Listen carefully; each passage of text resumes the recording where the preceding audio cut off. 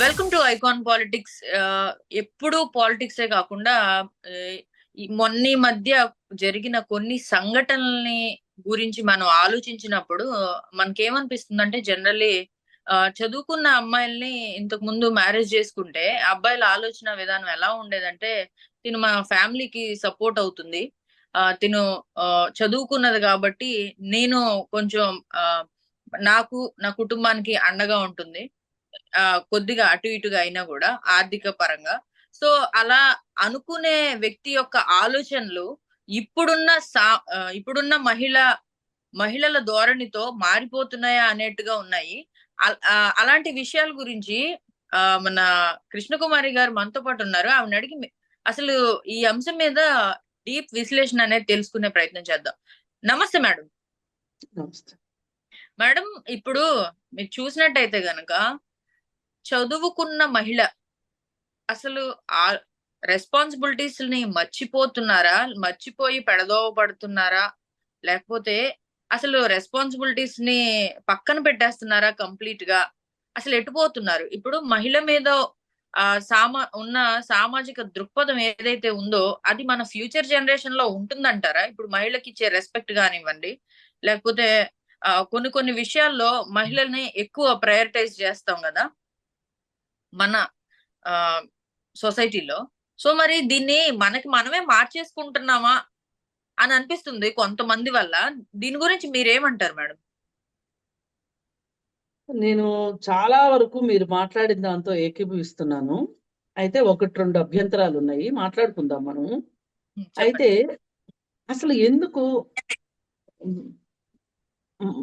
సమాజం అనుకుంటున్నట్లుగా, సమాజానికి ఇష్టమైనట్లుగా, సమాజం అదుపాజ్ఞల్లో, సమాజం కోరుకున్న విధంగా, కుటుంబాలు కోరుకున్న విధంగా ఈ రోజు మహిళ ఎందుకు ఉండలేకపోతుంది అనేది మీ ప్రశ్న.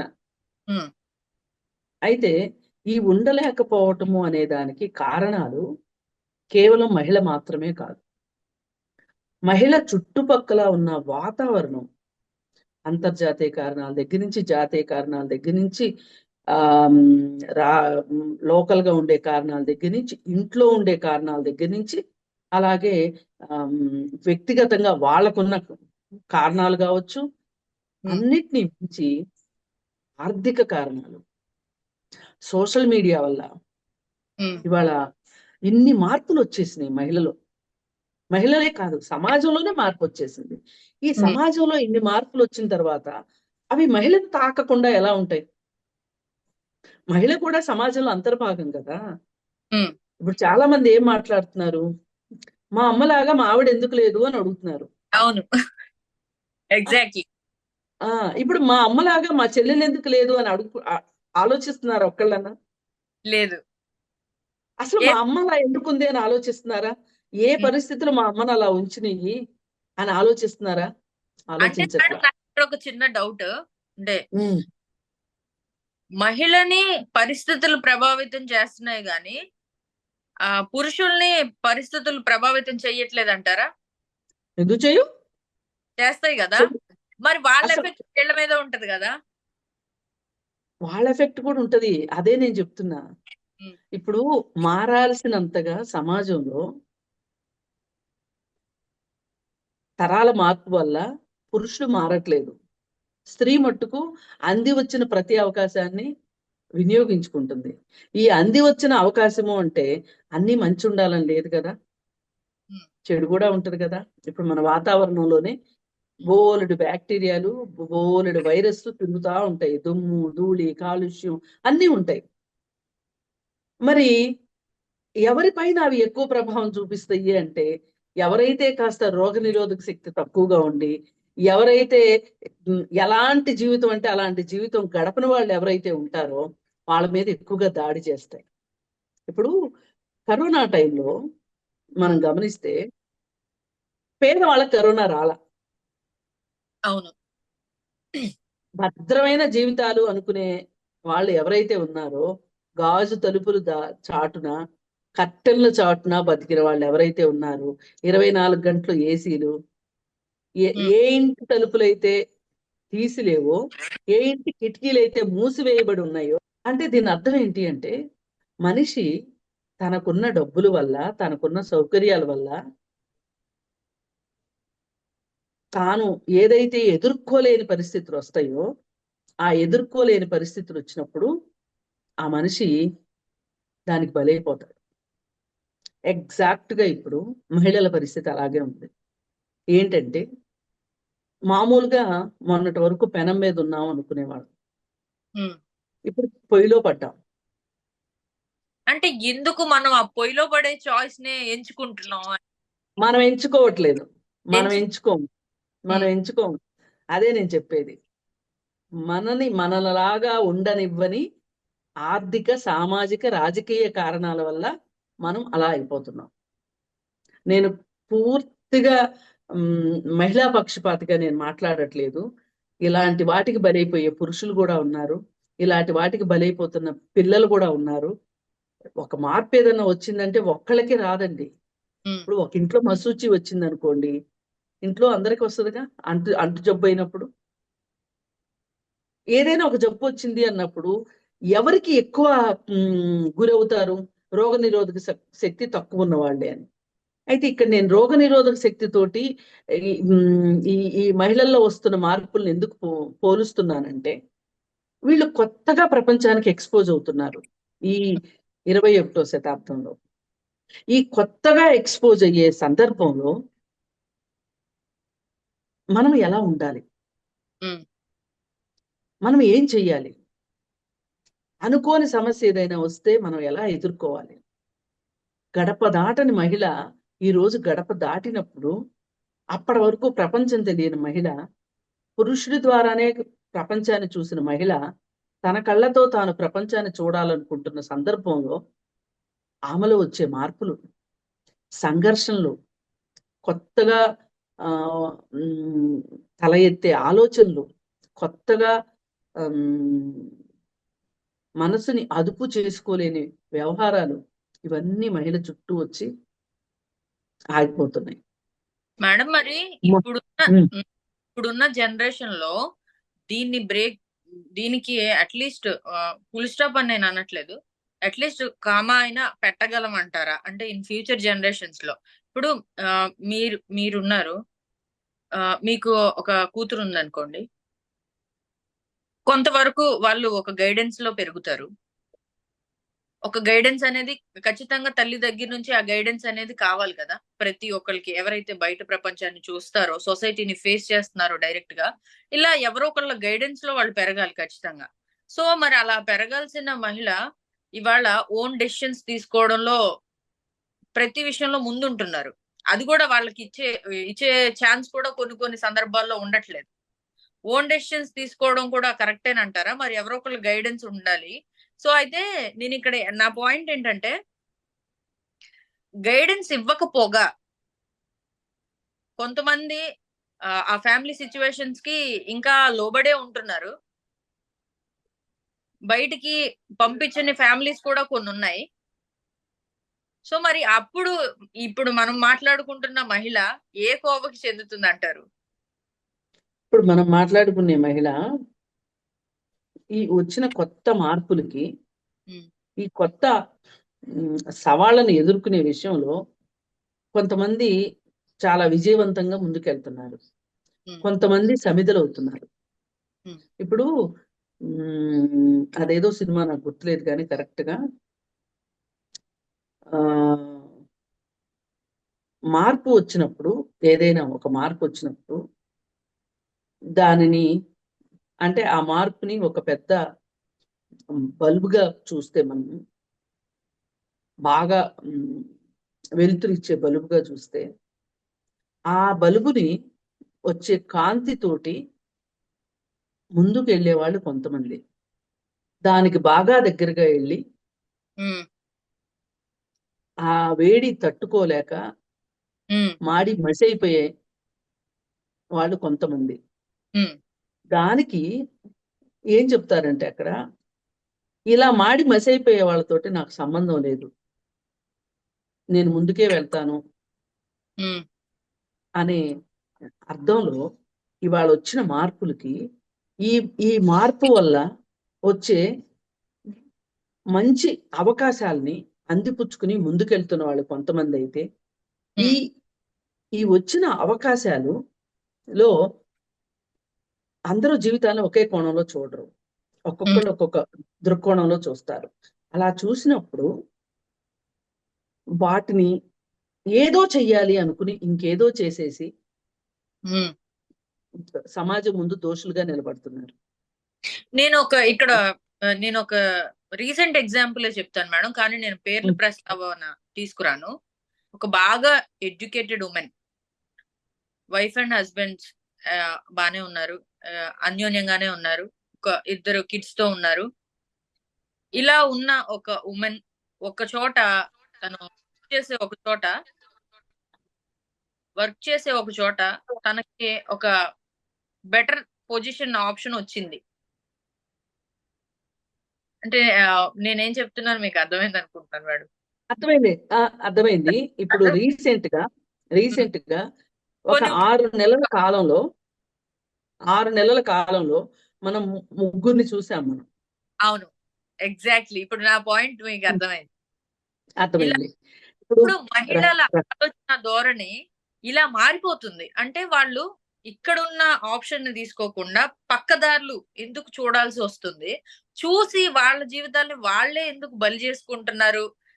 అక్కడున్న మగ వ్యక్తిని ఎవరేం అనట్లేదు, వీళ్ళనే పాయింట్ అవుట్ చేస్తున్నారు, వీళ్ళే టార్గెట్ అయిపోతున్నారు అందరికి. సో ఆ ఛాన్స్ ఎందుకు ఇస్తుంది అనేది నా క్వశ్చన్ మేడం. అదే ఇప్పుడు సమాజము పురుషుణ్ణి ఒకలాగా చూస్తుంది. వాల్యూ సిస్టమ్ పురుషులకి స్త్రీలకి వేరువేరుగా ఉన్నాయి. మనుషులందరికీ ఒకే వాల్యూ సిస్టమ్ ఉంటే అసలు ఇలాంటి మాట్లాడుకోం మనం.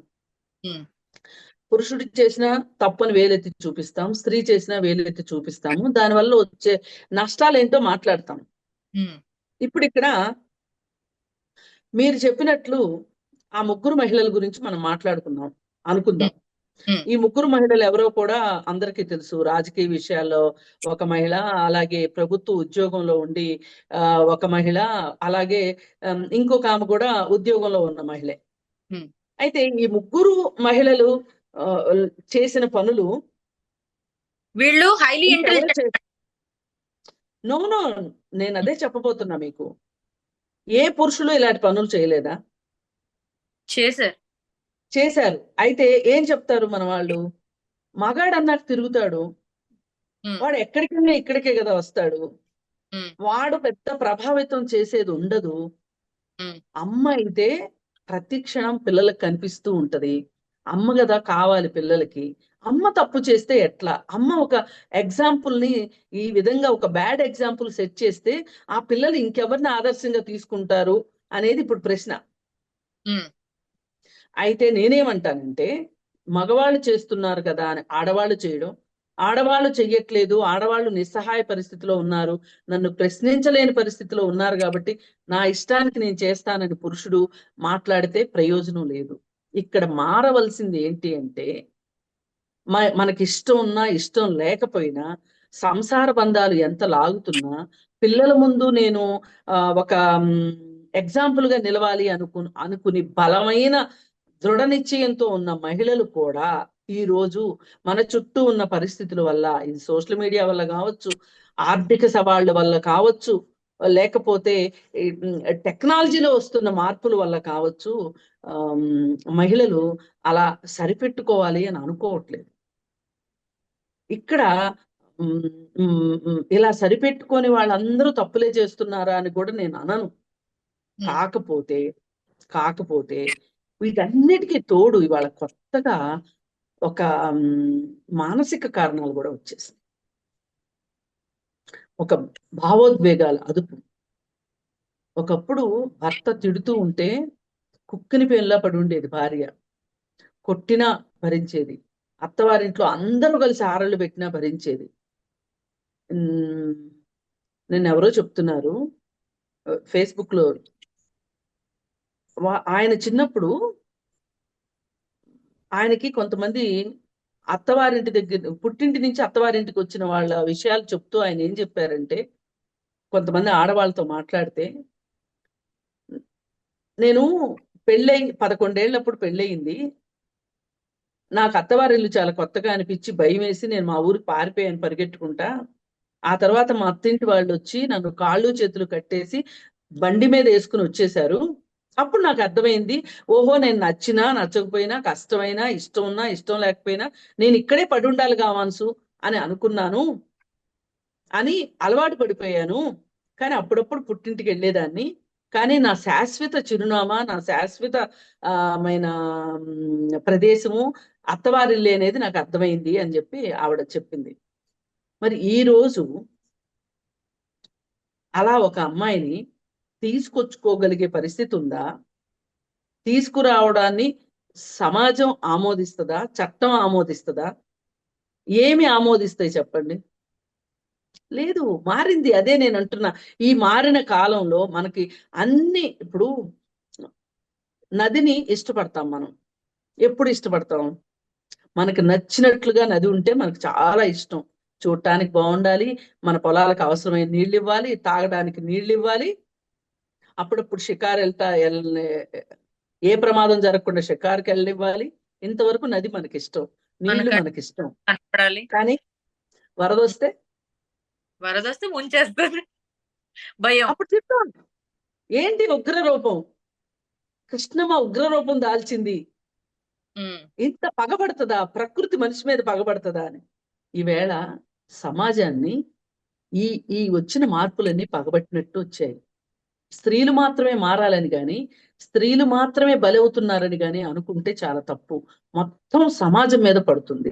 ఎలా అంటే ఇవాళ ఆ పాత రోజుల్లో ఒక అమ్మాయిని సిటీకి పంపించి చదివించాలి అంటే ఏం చేసేవాళ్ళు?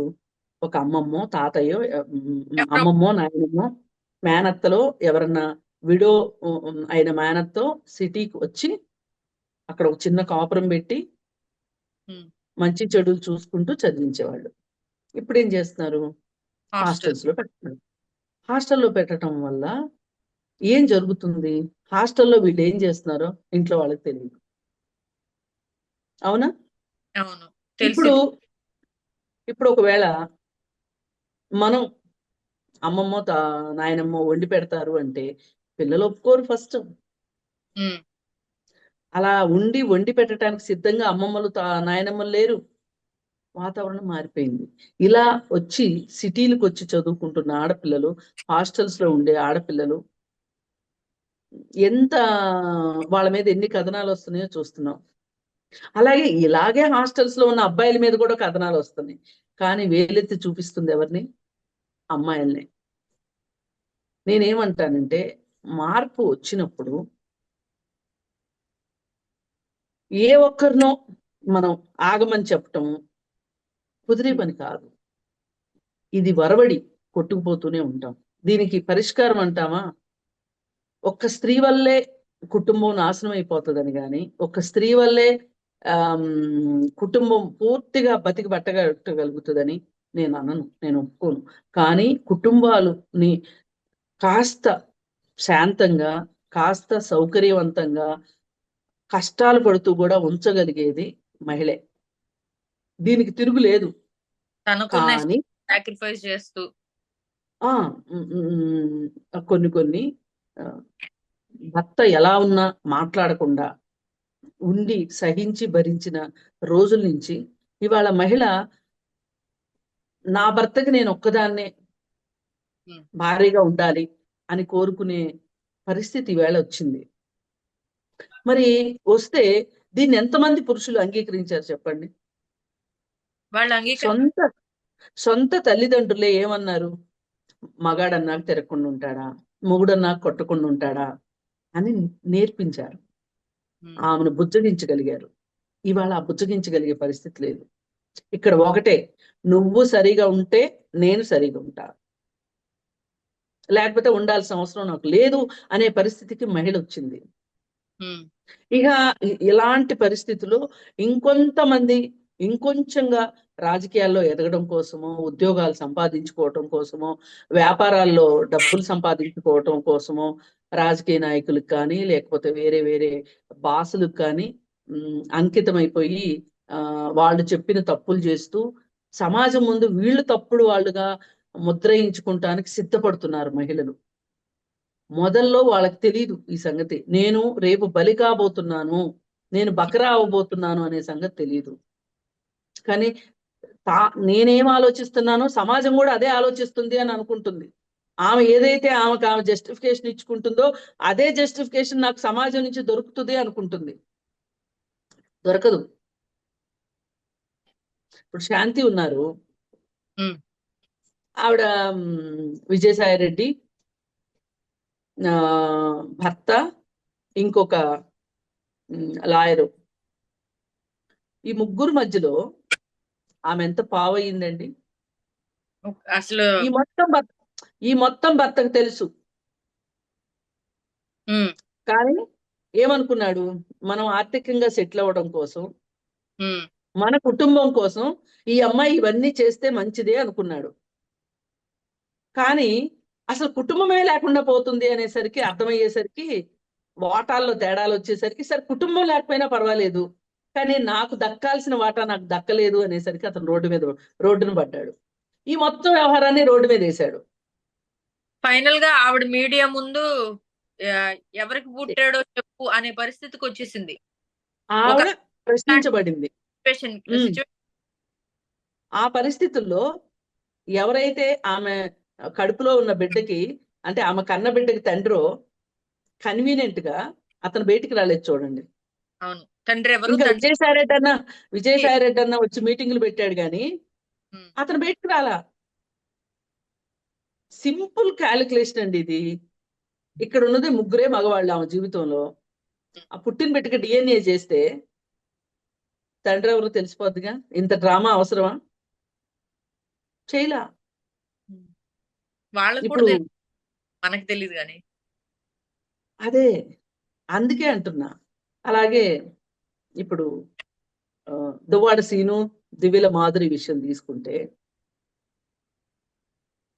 దివ్యల మాధురి తానేం కోల్పోతుందో తనకు తెలియట్లా.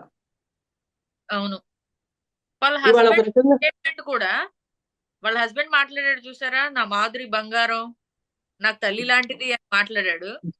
బుజ్జి కన్నా అని మాట్లాడాడు. కానీ అది వాస్తవం కాదు. అతను డ్రామా ప్లే చేశాడు. ఈ మొత్తం వ్యవహారంలో అతను ఒక అమ్మాయి, అతను చాలా మంచివాడిగా ముద్రయించుకోవటానికి సిద్ధపడి అతను ఆ విధంగా మాట్లాడాడు. ఇప్పుడు అతనితో చాలా కష్టాలు పడింది, అందుకే దువ్వాడ సీన్తో స్నేహం చేస్తుంది ఈవిడ అని ఎక్కడ అనుకుంటారోనని నేను జీతం మొత్తం ఆవిడకే ఇచ్చేవాడిని. నేనేమన్నా రాముడిని అనుకున్నారా వేరే వాళ్ళ మాటలని సీతను వదులుకున్నట్టు నేను వదులుకోవటానికి? అంటే అతను ఏం చెప్పదలుచుకున్నాడంటే, ఇదంతా ఎంత చేసినా నా మాధురే అన్నాడు, ఇంత ఓపెన్ గా ఇష్యూస్ జరుగుతుంటే కూడా అన్నాడు అంటే ఎంత మంచివాడో అని అనుకోవటానికి ఇది ఒక డ్రామా. ఇక్కడ వాణికి వచ్చిన నష్టం ఏమీ లేదు. ఆమె దగ్గర ఆస్తులు ఉన్నాయి, ఆమె దగ్గర పిల్లలు ఉన్నారు, ఆమెకు పోయేదేమీ లేదు. మధ్యలో దువ్వాడ సీనుకు పోయేది కూడా లేదు. రేపొద్దున ఏదన్నా అటు ఇటు జరిగి భార్య దగ్గరికి వెళ్తే ఇట్లాంటి వాళ్ళని ఆదరించిన భార్యలు నా జుట్టంత మంది తెలుసు నాకు. అటు ఇటు కాకుండా పోయేది ఎవరంటే మాధురి. పోనీ మాధురి చదువుకోలేదా? ఆలోచించే జ్ఞానం లేదా? డబ్బులు లేవా? కుటుంబ నేపథ్యం లేదా? అంటే అన్నీ ఉన్నాయి. అన్నీ ఉన్నా కానీ ఆమె ఆలోచన తక్కువగా ఉంది. ముగ్గురు పిల్లలు ఉన్నారు, అది కూడా ఆలోచించట్లేదు. మరి పిల్లలు క్వశ్చన్ చేస్తారు కదా రేపొద్దున. ఇప్పటికీ రాజెవరు రెడ్డెవరు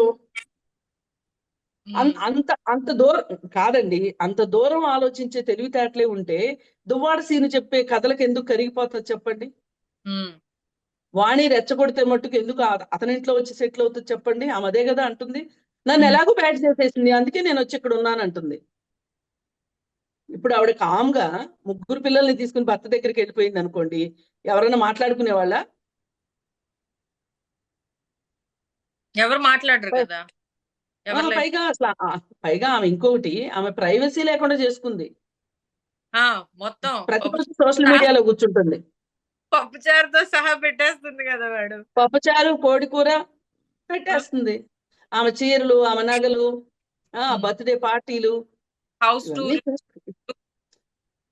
ఇప్పుడు దీపావళి పండుగలు, దసరా పండుగలు ఇవన్నీ చేయడం వెనకమాల ఏంటి అంటే, నేను సంతోషంగా ఉన్నానని చూపించాలనుకుంటుంది ప్రపంచానికి ఆ అమ్మాయి. కానీ నేను ఆనందంగా ఉంటున్నాను అనేది ఎంత డొల్లో ఆమెకి ఇప్పుడు అర్థం కావట్లా. అర్థమయ్యే రోజుకి అర్థం అవుతుంది. అప్పుడు చేతులు గాలిన తర్వాత ఆకులు పట్టుకోవడం అవుతుంది. మళ్ళీ ఇంకొక మనం ఈ మధ్య కాలంలో ఒక బ్యాంక్ ఎంప్లాయీ గురించి చూసాం. తనకేదో వ్యక్తిగత జీవితంలో ఒడిదుడుకులు ఉన్నాయి. చాలా మంది భుజం ఇచ్చేయడానికి రెడీగా ఉంటారు. కానీ ఏ డబ్బులు లేని అనాకారిగా ఉన్న ఒక అమ్మాయికి భుజం ఇవ్వడానికి ఎవడం ముందుకు రాడు. నిస్సహాయంగా ఉన్న అమ్మాయి అయినా సరే ఆమె ఎంతో కొంత అందంగా ఉండాలి, ఎంతో కొంత ఆమెకి ఒక ఏమంటారు, ఒక ఏ పని అంటే ఆ పని చేయగలిగిన నేర్పున్న అమ్మాయి అయి ఉండాలి, వెనకమాల డబ్బులు ఉండాలి. ఈ మూడు ఉంటే అదనపు బోనస్ ఏంటంటే ఆమె ఇంట్లో కష్టాలు ఉండాలి. ఆ కష్టాలు తను తీరుస్తున్నట్లుగా, తను భుజం ఇచ్చేసినట్లుగా యాక్షన్ చేసేసి పబ్బం గడుపుకునే మగవాళ్ళు వాళ్ళ దగ్గరికి వచ్చినప్పుడు మన భుజం మీదే మనం బడి ఏడిస్తే ఏముంటది ఉపయోగం చెప్పండి? పక్క వాళ్ళ భుజం మీద బడి ఏడిస్తే మనకు ఒక స్వాంతన ఉంటది. ఇప్పుడు నిన్న ఏఆర్ రెహమాన్ వైఫ్ సోషల్ మీడియాలో పెట్టింది, వాళ్ళ లాయర్ ద్వారా. ఏమని? మా మధ్య చాలా ప్రేమ ఉన్నప్పటికీ కొన్ని భావోద్వేగాల దృష్ట్యా, అంతకంటే మించున్న కష్టాల దృష్ట్యా మేము విడిపోక తప్పట్లేదు అని చెప్పి ఆమె సోషల్ మీడియాలో పెట్టింది.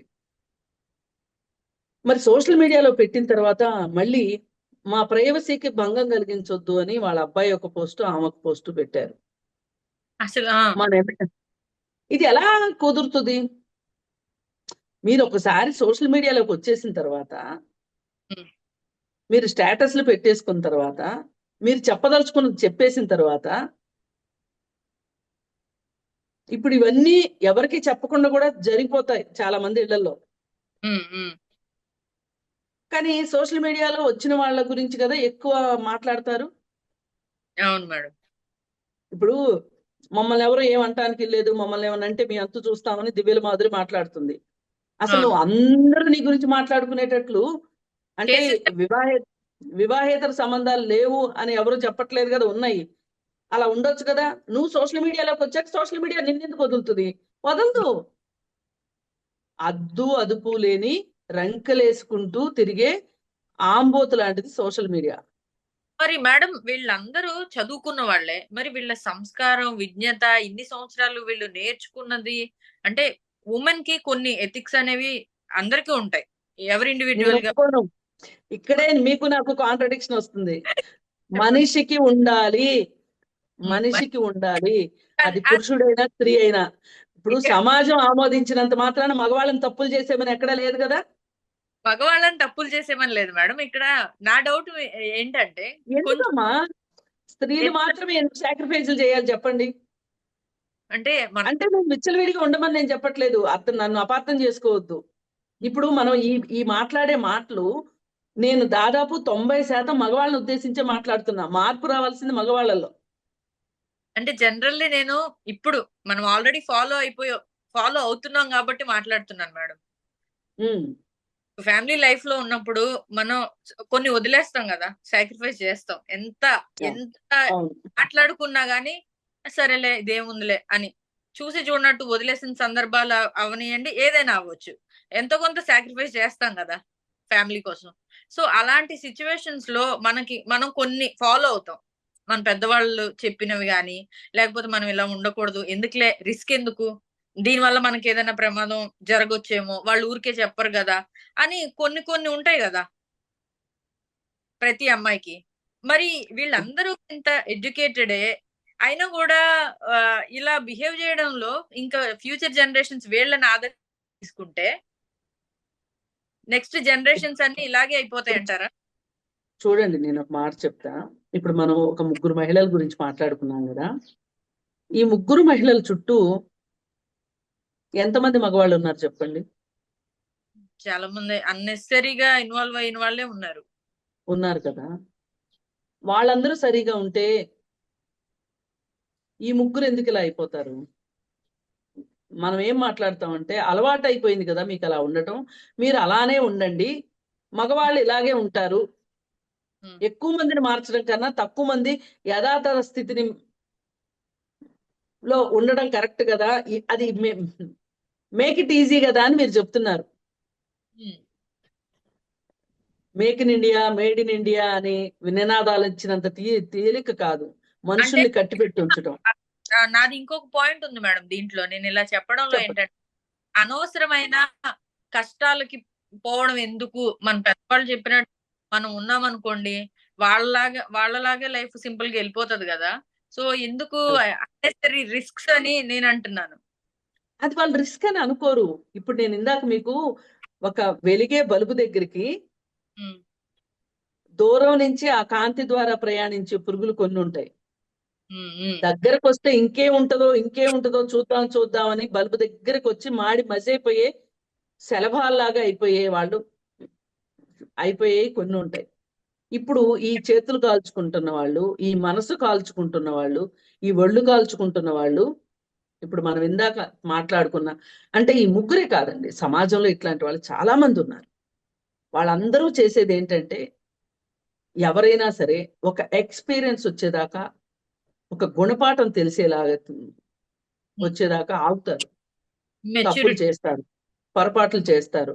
కానీ ఏదో ఒక రోజు వాళ్ళకి ఇవి మన తాతకి మించిన తప్పులు చేస్తున్నాం, సరిదిద్దుకోలేని తప్పులు చేస్తున్నాం, మనం దీని నుంచి బయటపెట్టడం ఎలా అనే ఒక ఆలోచన వచ్చింది అనుకోండి, అప్పుడు వాళ్ళు మారతారు. ఈ ఆలోచన కొంతమందికి ఒక సంవత్సరంలో రావచ్చు, 10 సంవత్సరాల్లో రావచ్చు, జీవితం అయిపోయినా రాకపోవచ్చు. అందుకని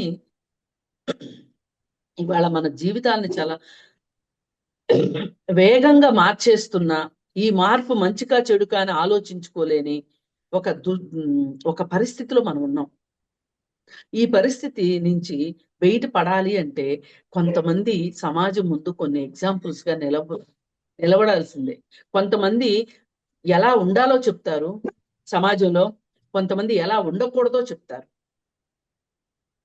ఇప్పుడు గురజాడ ఒక మాట అంటారు, ఆధునిక మహిళ చరిత్రను తిరగరాస్తది అని. కొంత కొంతమంది మంచి చరిత్రలు తిరగరాయొచ్చు, కొంతమంది ఇలాంటి ఒక విష ఆ విష గుళికల్ని వెదజల్లొచ్చు. కానీ తీసుకునే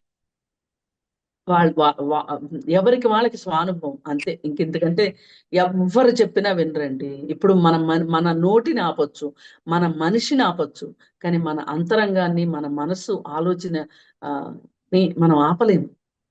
అవును. ఒక విమానం కంటే వేగంగా మన ఆలోచనలు వెళ్తాయి. ఆ ఆ ఆలోచనల అదుపు కావాలి మనుషులకి. ఒక ఎరుక కావాలి, నా జీవితంలో ఏం జరుగుతుంది అనేది ఆలోచించుకోగలగాలి.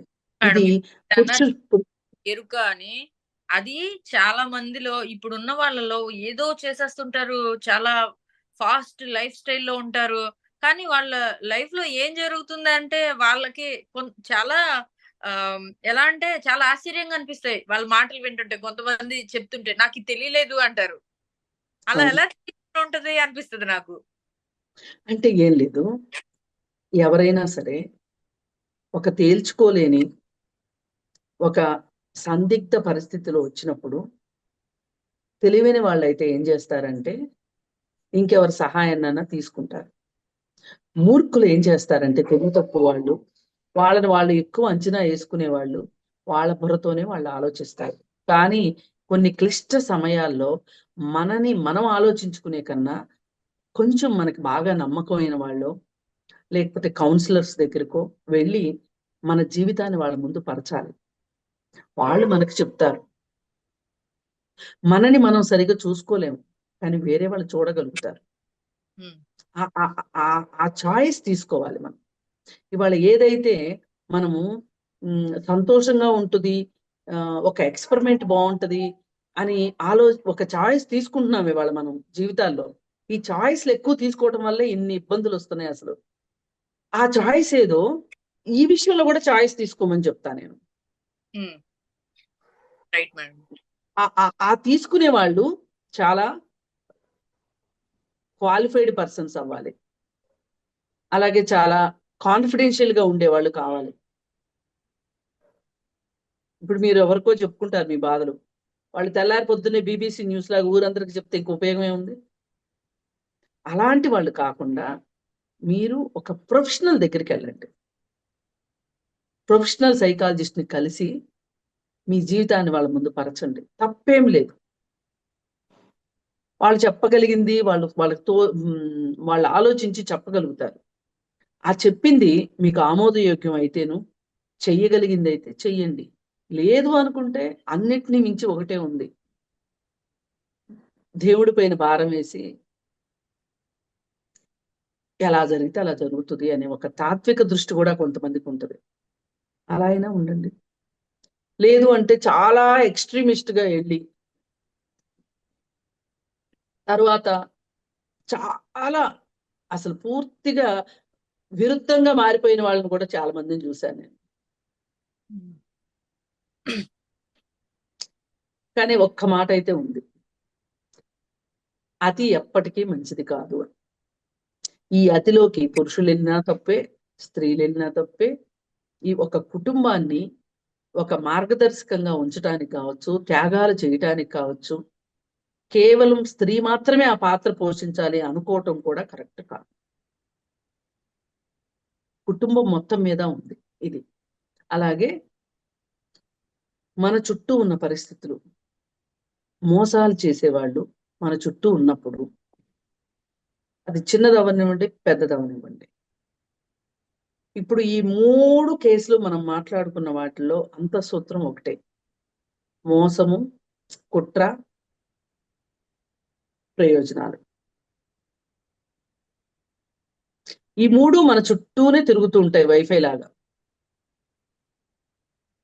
కానీ మనం వాటికి చెక్కుతాం. బంధాలను ఏర్పరచుకోవడానికి కావాల్సింది ప్రేమ కదా. కరెక్టే. నేనేమంటున్నా అంటే ప్రేమ కన్నా జీవితం భద్రత చాలా ముఖ్యం. ప్రేమ అనేది నా దృష్టిలో ఒక ఎండమావి. ఎండమావుల వెంట పరిగెట్టిన వాళ్ళే ఎక్కువ నష్టపోతారు.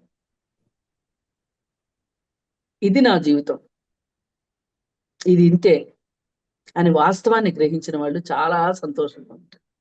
ఇంకా ఏదో ఉంది, ఇంకా ఏదో ఉంది అని వెతుకులాడే వాళ్ళే ఇలా బొక్కబొరల పడతారు. అందుకని యథాతథంగా తీసుకోండి జీవితాన్ని. ఎస్, నా తరం ఇంతకంటే గొప్పగా అవ్వదు, నాకున్న పరిస్థితులు ఇవి, నాకున్న వాస్తవ పరిస్థితులు ఇవి, నాకున్న తెలివితేటలు ఇవి అని వాస్తవంగా మన శక్తి ఏంటో మనం తెలుసుకోవాలి. మనకి తెలియకపోతే నిపుణుల దగ్గరికి వెళ్ళి తెలుసుకోవాలి. దాని ప్రకారమే మనం ఆట ఆడాలి, కానీ నేల విడిచి సాము చేయకూడదు. అలా చేస్తున్న ప్రతి వాళ్ళు నష్టపోతూనే ఉన్నారు, అబాస్పాలు అవుతూనే ఉన్నారు, ఎక్కువ వేలెత్తి చూపించబడుతున్నారు. రైట్ మేడం, చాలా విషయాలు చెప్పారు ఈ రోజు మాకు. ఈ వీడియో కనుక చాలా మంది ఆడపిల్లలు చూస్తే అట్లీస్ట్ కొంచెం అయినా మార్పు వస్తుంది వాళ్ళ ఆలోచనలో. Thank you so much madam, మీరు ఇంకా ఇలాంటి వీడియోస్ మాతో చాలా చెయ్యాలి. Thank you so much madam. ఇంకొక వీడియోతో మళ్ళీ కలుద్దాం. Thank you. తప్పకుండా.